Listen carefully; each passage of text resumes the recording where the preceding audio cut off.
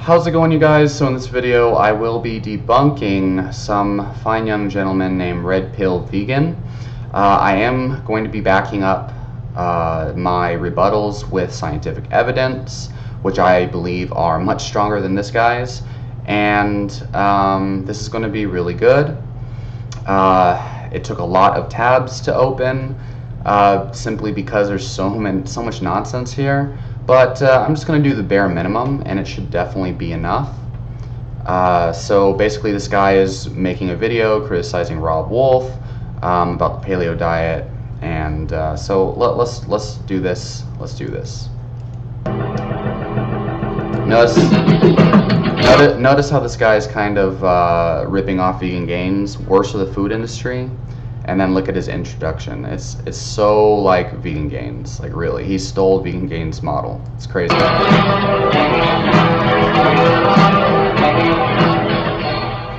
guess so. What do you think about an actual vegan diet, like the China study and things along those lines? Also, sorry if the volume's too low. This guy's video's volume is just really low for some reason. I don't know why, but I've already tested it, and I know the output video, you guys will probably struggle a little bit to hear what they're saying, but should be able to hear it just fine. Where people have been advocating a completely vegetable-based diet, is that bollocks? I think it's an improvement off the standard American diet. Like, yes. Typically people are eating more fruit, more veggies, they're more conscious about the stuff that they're eating. I just don't see people thriving on that long term. And what is the problem? They don't get enough protein, they don't get enough B vitamins.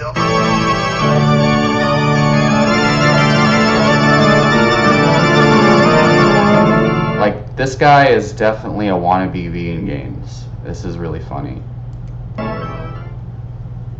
Pretty much. But I actually like it. Okay, so first of all, this comparison right here.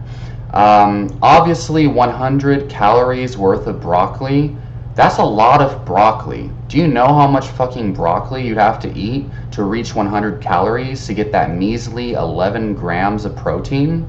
Really?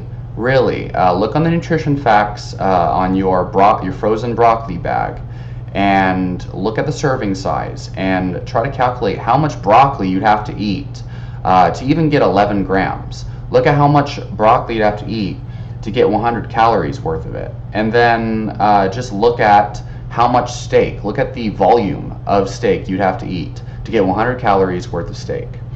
Also, I'm pretty sure that this is off, actually. 6 grams of protein per 100 calories. I don't think that's even accurate now that I'm looking at this. I don't think that's accurate at all. In fact, yeah, I'm wondering if this is actually like a troll picture now that I'm thinking about it. But yeah, even if this was accurate, 100 calories worth of steak is very easy to consume, whereas 100 calories worth of broccoli, oh my god, you would definitely be bloated as hell trying to do that. But yeah, 100 calories worth of beef, I think there's a lot more protein than that. I should know this, right? But this is a ridiculous comparison. This guy would be much better off comparing beans or some kind of lentil, which even a whole grain probably has much more calories or much more protein per calorie than broccoli. Also, paleo dieters, so the paleo diet, many people don't know, is actually supposed to be at least 50% of your calories from plant foods. And the original paleo diet was meant to be mostly plant-based. And Robb Wolf does talk a lot about the importance of plant foods. Broccoli happens to be one of the most commonly consumed vegetables on a paleo diet. It's not like they're not consuming broccoli. Everything Robb Wolf says is part of a sales pitch for his diet program. I mean, does it have to be a sales pitch, or is there a possibility that Robb Wolf, who happens to be a pretty well credentialed strength coach working with actual athletes, elite level athletes, by the way, and he's a biochemical researcher, is it possible that he just has a different opinion than you? Does it have to be some kind of conspiracy to steal your money? Really? I mean, and also these vegans forget the grain industry plays a huge role in all of the scientific studies they use, which, by the way, I will be refuting with actual science, actual evidence here. And I'll show you just some of the studies first. And then I looked at his own references and noticed that there's some things that are quite not right. In fact, he even mentioned a study that backs up the benefits of low-carb diets, which is Includes funny. misinformation, fear of protein deficiency, and anecdotes of lost strength. Okay, this is ridiculous right here. So we've never treated a single patient with protein deficiency. All right, so protein deficiency can be prevented with an absolute minimum intake of protein. So it's really not that hard to prevent protein deficiency. And it's not protein deficiency that Robb Wolf is specifically talking about. It's more about optimal intakes of protein. Typically, vegan athletes, once they go vegan, their performance actually does start to decline. Look at Kendrick Ferris. There's a couple of MMA fighters actually, and Nick Diaz and Nate Diaz are not vegan. A lot of them, once they went vegan, full-on vegan, Kendrick Ferris is probably the best example of this. They no longer started getting the same accomplishments that they did before. Look at Clarence Kennedy. Once he went full vegan, he got injured, he stopped competing, etc., etc. But then again, this is athletic performance that we're talking about here, not health outcomes. But optimal protein intake is what we're talking about, not protein deficiency. Protein deficiency will make you look like a starving kid in Africa, or it'll just make you look like all the raw vegans that Sparage puts in his epitome of malnourishment. Those are mostly raw vegans.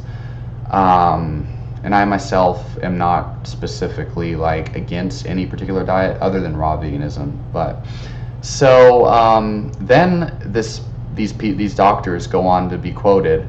The majority of the patients we see are suffering from heart disease, diabetes, and other chronic illnesses directly resulting from trying to get enough protein. Do you really think that these chronically sick patients these doctors are seeing, these vegan doctors are seeing people with diabetes and heart disease, do you think that these sick people are actually counting their protein and they're trying to get enough protein? Do you really think that that's what's causing their illness, is that they're opening up Chronometer every day, like purposely trying to get 1 gram per pound of body weight a day? Do you think that that's what's causing their disease, or is it possible that they're just eating the standard American diet? They're eating the same hamburgers with French fries and sodas that these red meat eaters are generally eating in these population studies. Okay, this is what we call non-adherents, non-adherers, people who don't really care about their health. They're not health conscious people. That's typically who you see with these diseases. Before we even start this, I wanna show exactly what I'm talking about here.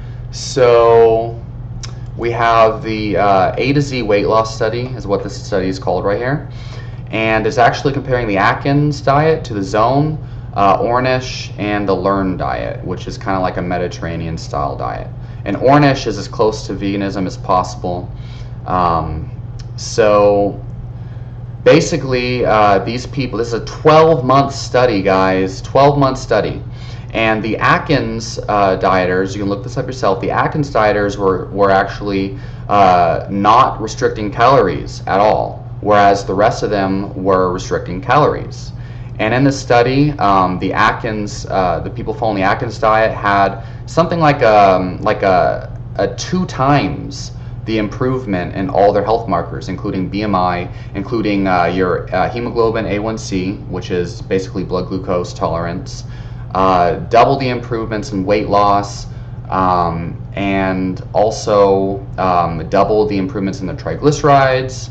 I think the only thing that went up was wasn't improved was LDL compared to the other people, but their LDL still went down compared to baseline. So seriously, not restricting calories, yet do better than the Ornish and all the rest of the diets. Look this study up yourself, because the Ornish diet actually did the worst in this study. Look this study up yourself, you guys. So really, people eating the Atkins diet are getting more protein than most people in the population, and they're getting better health outcomes. So really, are you guys kidding me? Kidding me? Strength.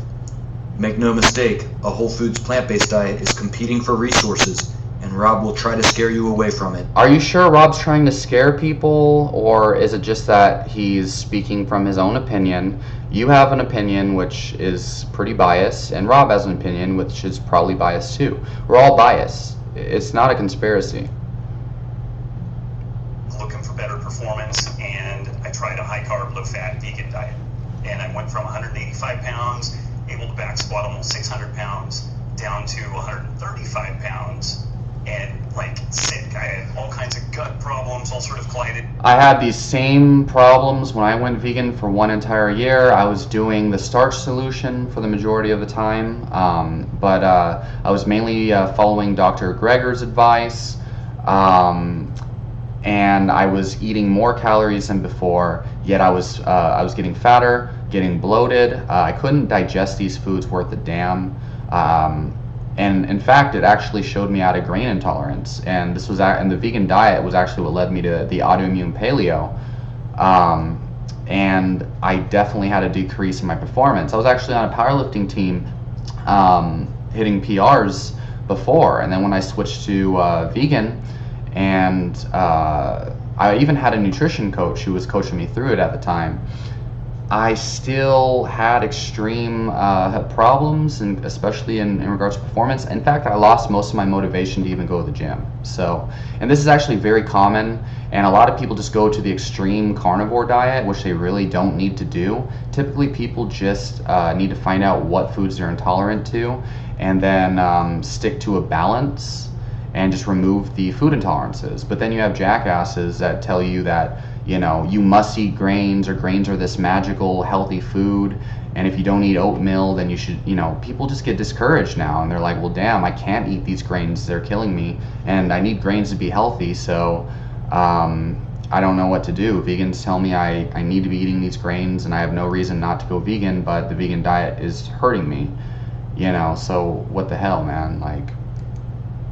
Is irritable bowel, like all kinds of poop related stuff. This is so common, you guys. Now tell me how oatmeal ruined your childhood. Okay, well, I mean, it is actually very, very common for people who have intestinal problems when consuming whole grain products such as oats.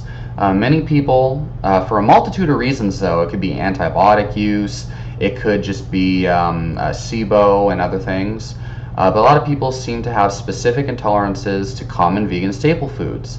It's really nothing personal. Also, most children, they're consuming some kind of sugary cereal with skim milk in their childhood. And that, I'm on both sides, the paleo and the vegan, we can agree is bad for you. Also, if you're talking strict paleo, milk is actually something that is forbidden on a paleo diet, just so people know. But yeah. You know, I was sick as a kid a lot, and it was probably all like wheat and oats and stuff like that. Holy shit. I mean, most parents feed their children these cereals with milk and whatnot, and that's horrible for your blood sugar in the morning. So I think that there's more to the story on why Robb Wolf was sick as a kid, but I also think a lot of people do have problems with grains, and I think it's foolish to ridicule someone for just speculating the possibility that it can cause digestive problems, because it actually does cause digestive problems for a lot of people. But again, that's not a guarantee. Not everybody has problems with grains, and that's important to consider, okay? Just because a lot of people have problems with oatmeal doesn't mean everyone will. Clearly, this red pill vegan guy eats a lot of oatmeal and is fine. Or have there been studies where they have shown a decrease in physical performance because of following a vegan diet, as opposed to an increase in a meat eating diet? I mean, has there ever been any study done? There's some studies comparing vegetarian diets to mixed diets, and typically the performance is not as good. After controlling for factors like smoking rates, vegetarians were found to have significantly less coronary artery disease, fewer strokes, less high blood pressure, less diabetes, less diverticulosis, etc., and significantly fewer diseases overall. They also noted that the non-vegetarians were more likely to have gone in for surgery. Okay, so who are these non-vegetarians, you guys? This is a classic case of healthy user bias, and healthy user bias or unhealthy user bias is a very common factor that plagues these studies. Of course, they control for age, they control for smoking and education, but that's not enough. People who eat more animal products, they tend to be less likely to be health conscious. Typically, these omnivores or these red meat eaters or these non-vegetarians in these studies, they are average American people who simply don't care about their health. Typically, they're eating hamburgers with French fries and sodas, and that's not a guarantee, but that's a very common thing. Like, have you seen the average red meat eater in society? They are not eating a ribeye with broccoli, avocado, and green tea. Typically, if they eat red meat, they're eating it in a cookout with potato chips and an ice chest full of sodas and beer. Like, I don't know if these vegans just have never been to a cookout on like the 4th of July when people tend to eat red meat the most, or if people have seen like, well, what form do these red meat eaters typically eat it in? So like these studies don't control for these things. Where there's red meat, there's typically fast food and other junk. Typically, red meat is too expensive to eat it the way these paleo dieters eat it, and the paleo diet does happen to be very expensive. It actually is, and that's actually one reason why I believe these studies on vegans. Of course, these vegans have better health outcomes because vegans tend to be more health conscious. They tend to shop at like Whole Foods and more healthy stores, and even if they don't, they usually remove a lot of junk food, unless you're vegan gains and you're going out and getting vegan donuts all the time. Now, of course, that's just me poking fun. I'm not serious. As opposed to an increase in a meat eating diet? I mean, has there ever been any study done? There's some study. Adventist vegetarian. Okay, and if you guys actually watched that interview, Robb Wolf is very careful not to lie. At least he doesn't go on and try to convince you that there's some kind of magical science behind something when there really isn't. Robb Wolf is a very honest guy. And whether you like him or hate him, as far as his character is concerned, I think that he's one of the most honest people in the low carb or paleo community, and I think it's why he's not nearly as popular as a lot of these other people, because he's really not a scam artist. And women live to be about 83 and 86, comparable to Okay, so women, but better God than damn it. and men. So this is the Adventists. Okay, so let's think about this critically. Among the Adventists, typically, vegans tend to be healthier than non-vegans because non-vegans are typically less health conscious. Vegans are typically more health conscious, especially considering the fact that the Adventists' religious beliefs typically preach avoidance of animal products. If someone won't even give up animal products for their religion, like these non-vegetarian Adventists, clearly they are what's known as non-adherers or non-compliers. They can't even control their own diet to abide by their own religious beliefs. So what makes you think they're going to control their diet for health or care about their health? Chances are the reason why these people are non-vegetarian Adventists is simply because they lack discipline, they don't care about health, they probably don't take the religion seriously, and it's very, very likely that they're fat slobs. But then again, that's not a guarantee, but it is a huge variable that most vegans always ignore. The best of the Also, again, A to Z weight loss study. Okay, compared to the vegetarian group, the Ornish diet, which the Ornish diet also does an exercise program, meditation, and all these other things. These people had a significant improvement in their health following the Atkins diet. In fact, the Ornish diet, compared to Zone is basically something like 30-something% fat. It's equal percent fat, equal percent carbs, equal percent protein. It's definitely not vegetarian. But the Ornish diet did worse than all these diets. In fact, the Ornish and the Learn diets, I believe, did the worst.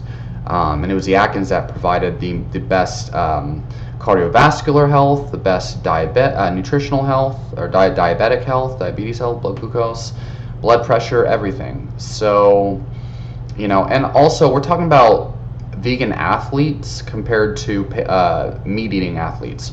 So why are you showing the vegan Adventist studies when we're not even talking about health. We're talking about athletic performance. The best were Adventist vegetarians. And I don't think that I have not even seen any studies comparing vegans to non-vegans with athletic performance. I have seen a lot of jacked vegan bodybuilders, but I do wonder if a lot of them are on performance-enhancing drugs. Vegetarians who had healthy lifestyles too, like being exercising non-smokers, 87 and nearly 90 on average. That's like 10 to 14 years longer. Okay, so the Okinawan nutrition data was extracted during a war famine where they basically had no food, like they had an extreme shortage of food. So they had no other choice but to eat a plant-based diet consisting mostly of sweet potatoes, and they had no choice but to restrict calories. So their longevity, I mean, maybe it was from the 15-year famine that they experienced, because that's when they took the nutrition data. I don't think their longevity, though, was due to the 15 years that they were forced to eat sweet potatoes. It probably had to do with their traditional diet, which actually focused mostly on fish and lard. You got to be quite blind to assume people that are living on an island surrounded by fish don't eat mostly fish in their diet, okay? During the 15 years of the food famine in which the dietary data was collected that claims Okinawans were plant-based, that was all about a food famine. And I actually have trained with 3 karate senseis from Okinawa who all say that their mothers and their grandmothers, they were eating a primarily fish-based diet that was very high in lard and animal fat, and they raised their own animals, and they actually grew all their own food, and they used a large amount of lard. They did eat a lot of pig feet and other weird cuts. The diet was very high in both animal products and vegetables, but the majority of their protein intake, from what I've heard from my karate senseis, actually their protein intake mostly came from fish. And this is consistent with Japanese culture and the fact that the Japanese, who happen to have some of the best health outcomes in the world, happen to eat something like 3 times the amount of fish than America, and they eat the most amounts of fish in the entire world, yet they have the highest health outcomes. Also, you look at the Hong Kong, was it Hong Kong? No, I don't think it was Hong Kong.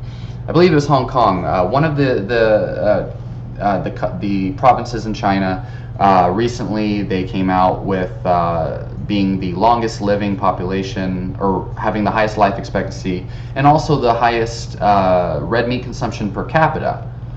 And sure, that could be because of their mainstream healthcare, but it's a damn correlation. They're eating so much they're eating the most red meat in the world, have the highest life expectancy. So what the hell, like, you're gonna say, oh, that's medical care? Well, this is healthy user bias and a misrepresentation of the Okinawan diet. So, really. Then the general population. And I don't think it was Hong Kong, but I know most people will know what I'm talking about. There was a damn, how can I not remember that? Maybe the cholesterol is blocking my brain and creating dementia. Maybe that's why I can't remember. 10 to 14 extra years on this earth from simple lifestyle choices. As opposed to an increase. I will admit, though, that's a huge, significant improvement in health outcomes, and I think that if somebody does not suffer from an autoimmune disease that's preventing them from consuming a lot of these plant foods, I think it's wise to mimic your dietary patterns after the healthiest people on the earth, such as the Okinawans or the people of Crete, who eat like 50% or 60% of their calories from olive oil. But also they eat a large amount of fish and chicken as well, and a large amount of plants. In a meat-eating diet, I mean, has there ever been any study done? There's some studies comparing vegetarian diets to Low-carb diets were associated with. Okay, so this is absolutely ridiculous. So anytime you guys see, so first of all, I have dug into this, and I'm about to kind of dig in a little bit to some of the studies cited in this meta-analysis. first of all, meta-analysis, or you know, you're going to have to break down all of the individual studies that are included in the meta-analysis. Meta-analysis are considered to be like the golden standard. The problem is with health outcomes, there's so many variables that go into all the individual studies that are included. You can't just pool a ton of studies together and assume they're all relevant and then come to some kind of conclusion. That's the first thing. The second thing is, like, it's always better to go for direct metabolic ward studies and observational trials that actually compare different diets to each other, such as this one right here. The second thing is low carb diets. That can mean so many different things. When we're talking about low carb diets, are we talking about 20 grams per day? Are we talking about 50 grams per day? I've seen a lot of these low carb diet studies that claim, oh, you're going to die younger or something, lower lifespan. And then you look at how much carbs they're eating in the full text, and usually you have to dig really deep. A lot of these studies don't even specify what they mean by low carb. But when you do look into these studies, what you'll find is it's something like 100 grams or 150 grams of carbohydrates per day, and they consider that low carb. So what are you replacing like, that's not a ketogenic state. So if they're eating more fats, especially more butter, in combination with the higher carb intake, and they claim it's low carb, that can cause problems. And also, are they eating more polyunsaturated omega-6 fats? Like, what does their fat intake consist of? A lot of these low carb studies don't actually talk about what they actually are getting their calories from. What are you replacing the carbohydrates with? Just because a diet is, if you eat a 20 gram a low carb diet with under 20 grams of carbs per day, which would be considered ketogenic, but most of your calories come from soybean oil, you know, and then you have a heart attack, like, is it because it's a low carb diet? Or is it because of the animal protein, or is it because you're eating inflammatory omega-6 fats and not getting enough omega-3? I mean, these things really do matter. But we dig deeper. So let me see if I can. Okay, so this is the full text of his study, and I actually pulled up reference 3 in the full text. And you guys can look this up for yourself. Low carbohydrate diets and all-cause mortality, a systematic review, yada yada. So look this up for yourself. And I had to pull up the full text because I want to see what studies are they even referencing. So I pulled up the first 2 relevant studies. And so the first study I could find that actually mattered, which could show the amount of carbs that they consider low carb, is reference 3. And if you look that up, low carbohydrate diet compared to low fat diet, and severe obesity, these people were already sick, okay? Severely obese subjects with a high prevalence of diabetes, they lost more weight during 6 months on a high carbohydrate, or on a low carb diet or carbohydrate restricted diet. They lost more weight than on a calorie and fat restricted diet and they had a higher relative improvement in insulin sensitivity. So compared to a low-fat, calorie-restricted diet, the low-carb diet actually did better. That's pretty significant. This is a 6-month study, and these are already sick people. And they don't seem to be restricting calories. So calorie restricted group didn't do as good as just the carb restricted group. Carb restricted group actually lost more weight. They had an improvement in insulin sensitivity and a improvement in triglyceride ratios, even after adjusting for weight loss. So the thing is, this was referenced in this meta-analysis. So the first relevant study that was referenced in this meta-analysis, this bonehead thinks is talking about, it actually backs up the benefits of a low carb diet. So what the hell, guy? A low carbohydrate diet, look right there. And then I looked at, was it reference 5?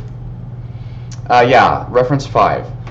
I believe it was this one. Let's see. I believe it was this one. So I looked at the 5th reference here.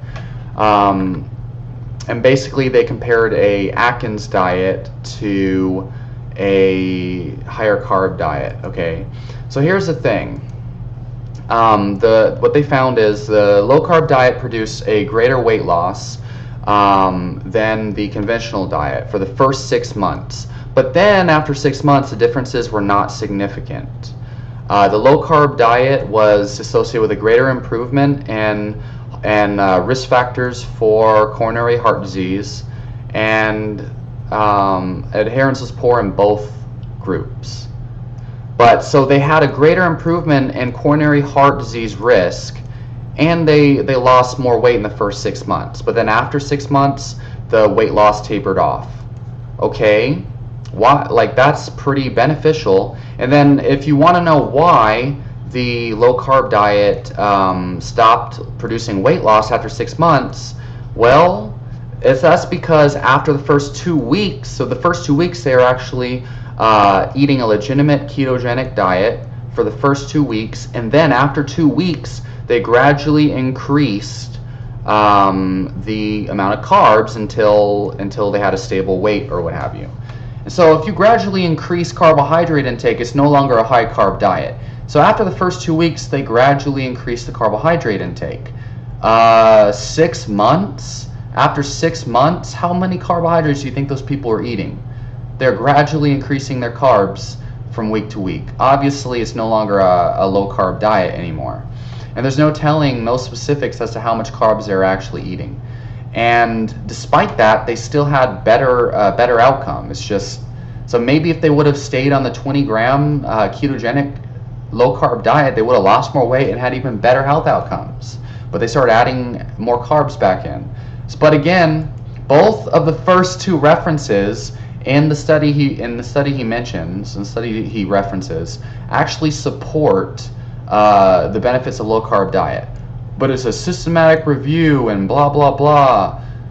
Jesus, guys, like, this is why we shouldn't just take everything we see or hear with face value. And all these vegans that follow this crap, they don't even read the damn research.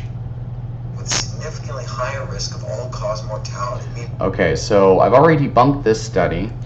Another thing, a paleo diet improves glucose tolerance more than a Mediterranean diet in individuals with heart disease. So essentially, the paleo diet actually increased glucose tolerance by a pretty significant degree, independently of waist circumference. And this was a 12-week study. Okay. Then you have healthy people here. Then there's a study done on healthy people following a paleo diet. Okay. And what they find is triglycerides decreased by 35%, total cholesterol decreased by 16%, LDL decreased by 22%, insulin secretion decreased by 39%, and blood pressure reduced by 3.4 millimoles. So they had a drastic improvement, and these are healthy people. And this is in the short term. This was within, what, 10 days? This is in 10 days. So seriously, compared to baseline, the paleo diet drastically increased their health markers in healthy people in the short term. So in both the short term and the long term, we see both in 1 week and also in an entire year, we're seeing drastic increases in our health from these paleo diets, Atkins diet. But I thought that red meat caused all these diseases. I thought that it was the animal fat, right? Even though the first two references on this guy's meta-analysis backs up the benefits of a low carb diet, which paleo diets actually don't need to be low carbohydrate. Okay, like usually they eat a lot of fruit, and typically they can also consume carrots. They get the majority of their carbohydrates from low glycemic load carbohydrate sources, which means a lot more fiber than a lot of vegans get from their grains. Living a significantly shorter lifespan. Marketed as the original human diet, I wonder what kind of advice Rob would give to somebody who's overweight. Also, the paleo diet is actually not it's not supposed to be exactly what we ate in Paleolithic times. What it's meant to do is mimic the physiological nutrient requirements that that our hunter-gatherer ancestors seem to be consuming. For example, higher amounts of monounsaturated fats, large amounts of fiber, higher protein intake, etc. It's about nutrient intake. It's not about eating bison or saber-toothed tigers or some crazy shit like that. But the fact that they call it the paleo diet kind of gives it a bad rep in that regard. And looking to lose a few pounds. Of course they sell lots of books. Becoming, any book that says bacon is good for you is going to sell a lot of books. I tend to eat a lot of salmon and a lot of flank steak and even ground beef. If I make a decent sloppy joe and don't use the bun, I can't imagine there's anything wrong with tomato sauce and ground beef. No, I mean, it's great stuff. And Sloppy Joes. Okay, so first of all, what was the context of this conversation? Without actually knowing what they are even talking about in the first place, it's extremely irresponsible to make a judgment based on this little snippet. Okay, this is a common tactic they use in the media to make someone look bad. I guarantee you this first of all, this obese guy would probably do much better just consuming ground beef and flank steak with tomato sauce than consuming large amounts of carbohydrates, especially considering the fact that this study that this red pill vegan mentioned produces greater weight loss from low carb diets. Yeah, this guy actually referenced a meta-analysis that has studies showing low carb diets, especially in severe obesity, produce better weight loss.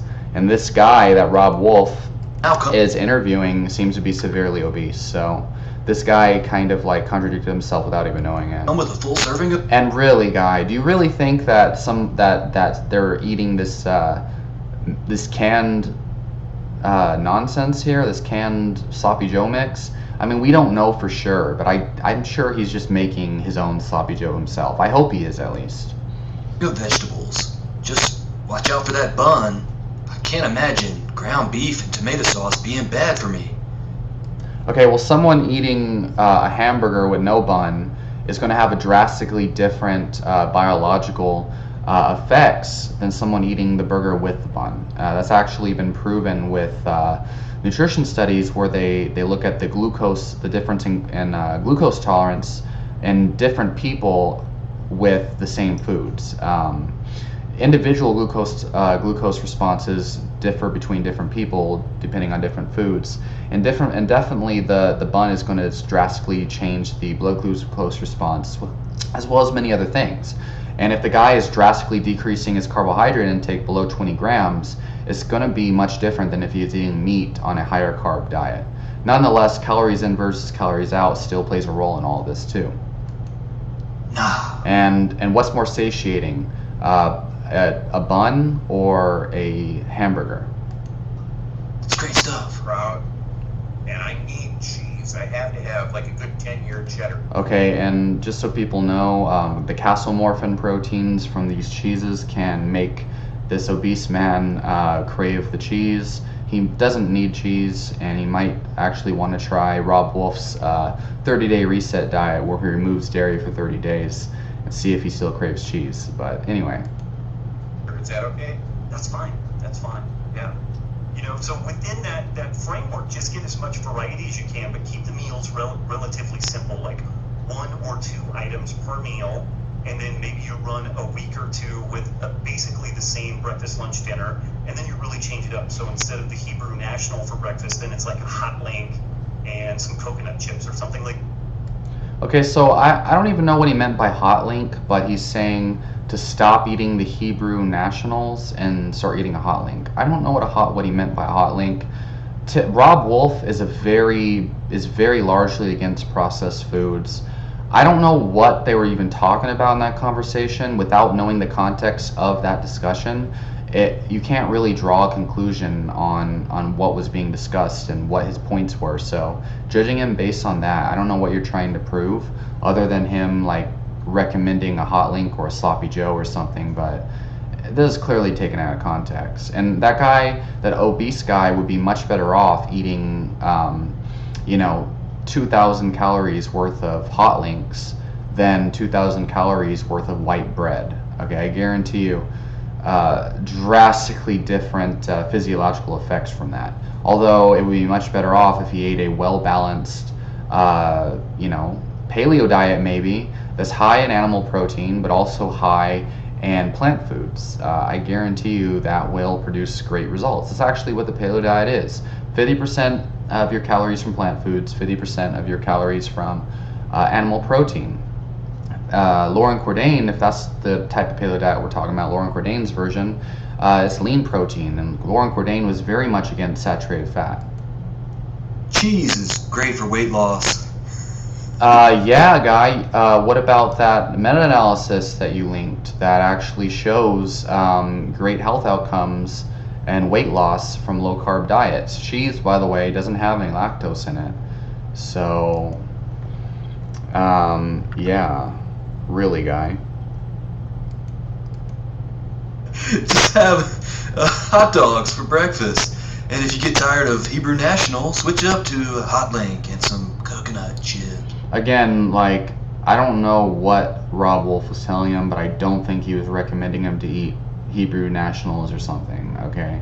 Not to mention, again, the guy is morbidly obese. Typically, when people are that overweight, small diet changes like switching to a low-carb diet, that like a lazy keto diet with hot dogs or something, I mean, that's going to produce weight loss, and even just the weight loss, let alone the low insulin response and low blood glucose levels over time, or considering the beneficial effects of an Atkins diet compared to all these high carb diets.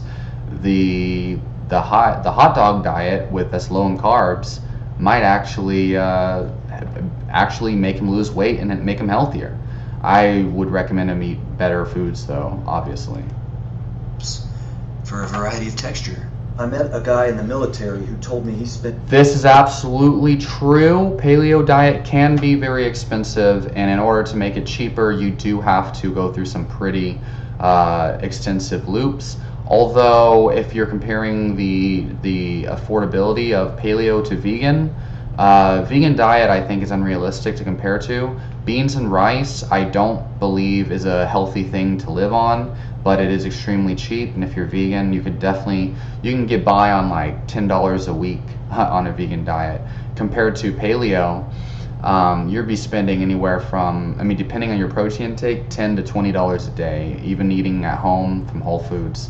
You have to be very meticulous to make this shit cheap. That is true, but that has nothing to do with the health outcomes of this diet or the athletic performance on vegan versus paleo. Spends $600 to $800 per week on the paleo diet. That sounded ridiculous, so I went home and Googled paleo diet expensive. This article from Robb Wolf was the first result. Many articles were defending the claim of how affordable paleo is. That's when I started to realize the magnitude of this diet scam. Rob, Diet I'm in scam? college and I'm really broke. Sorry, Guy, but this diet scam actually provides better health outcomes than your diet. Low carb, even the research that you reference, a meta-analysis says so. This comparison of the Ornish diet to the Atkins diet says so. And this here, healthy people consuming a paleo diet, the Robb Wolf diet basically, healthy people experience significant improvements in their health outcomes within a matter of 10 days. And then paleo diet improves the glucose tolerance more than a Mediterranean style plant-based diet in patients with ischemic heart disease. So, and all these studies have shown it's better, shows great improvements for glucose tolerance. So Yeah. Is it a scam? If it is a scam, it works. What do you recommend? He recommends you get the majority of your calories from coconut oil. This advice. Okay, so he actually says he would get a bag of rice or eat a lot of coconut oil as the main source of calories. Now, let's think about coconut oil and how much calories are in it. So, 1 tablespoon of coconut oil is about 120 calories. Um, I suppose that's not really a good thing to even talk about. Basically, okay, so sure, like eat a lot of coconut oil or whatever. Um, well, as long as you keep your carbs low, many people can actually experience great health outcomes on a low carb diet, even compared to the high carb diets. These studies I happen to find thanks to the meta-analysis you linked. So yeah, sure, get all your calories from coconut oil. Just keep your damn carbs low, and you'll have better health outcomes in a low-fat diet, especially if you're severely obese. Yeah. Advice is irresponsible and dangerous. Is it dangerous, or do those studies you that were referenced in the meta-analysis you linked contradict that? Just think of all the. But I will definitely say you should probably stock up on eggs. That's probably a better option. There's much better foods you can get your calories from than coconut oil. And I'm sure, and he's recommending white rice right here, if I read correctly. I don't recommend white rice. I think following a ketogenic diet will save you a lot of money and give you better health outcomes and make you feel like a superhuman. That's my experience. So I do go the coconut oil route myself. 20-something men out there who want to eat healthy, but they are in college or on a tight budget. Maybe they heard about paleo and they landed on the top Google result for how to do it on a budget. How many people are going to get type 2 diabetes from lipotoxicity? Lipotoxicity? I mean, the lipotoxicity didn't seem to hurt these people who experienced greater glucose tolerance from a paleo diet, right? What about these people here in severe obesity? Did they suffer from lipotoxicity, or did they experience greater glucose tolerance and greater health outcomes? Greater weight loss, all of these things, like really. Yeah. As a result of this advice. Like lipotoxicity. That's funny.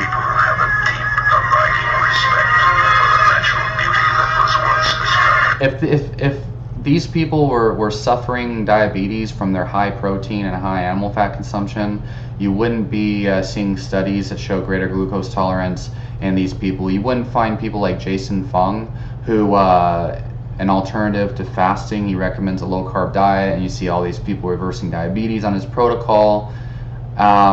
This is the most common ailment that people reverse with a ketogenic diet or even a paleo diet, which is higher in carbohydrates, tends to be diabetes. And I have a friend who actually went keto and reverses diabetes and then slowly introduced carbs back in, and he can actually tolerate carbs again without drastic increases in his hemoglobin A1C.